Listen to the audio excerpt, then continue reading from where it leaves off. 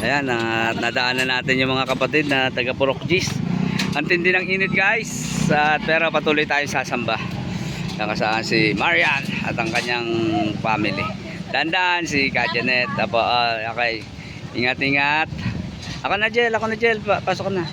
Okay. Thank you Angel.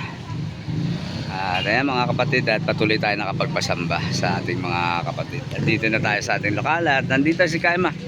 Hello Kaima. Si Kamare. Naka-sunglass. Bagay sa inyo yung sunglass nyo Kamare. Mainit eh. Takat sa mata.